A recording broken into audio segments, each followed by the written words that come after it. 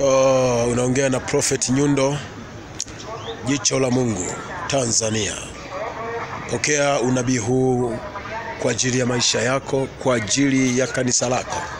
Huu ni unabii ambao unakuja kwenye maisha yako, na iwe sawa sawa na unabii huu ambao unaenda kuachiliwa kwenye maisha yako. Biblia inasema, kitabu cha Hagai 2 mstari ule wa 9,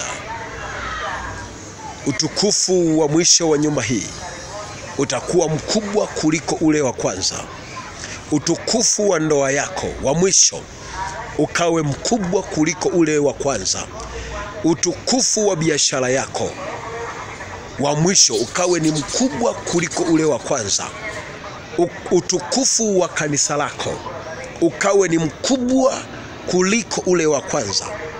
Kila unachokifanya kilicho chema, utukufu wake ukawe ni mkubwa kuliko ule wa kwanza. Jambo lolote unalolifanya ambalo linampendeza Mungu likawe na utukufu mkubwa wa kushangaza kimataifa na kimataifa. I prophesy for you. I prophesy for you. I prophesy for you. Ninaachilia unabii huu kwenye maisha yako. Ninaachilia unabii huu kwenye maisha yako. Utukufu wa kanisa lako lililozalaulika ukawe mkubwa sana wa mwisho kuliko ule wa kwanza.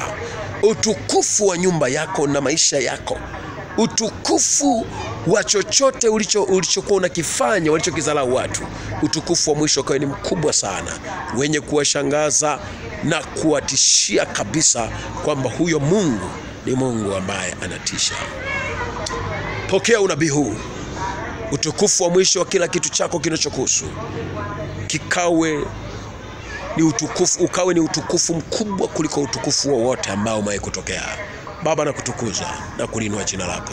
Nimeachilia unabii huu kutoka kwenye maandiko matakatifu ukatimie kwa huyu anayenisikiliza katika jina la Yesu. My name is Prophet Nyundo, Jicho la Mungu, Tanzania. Amen. Amen tena. Amen.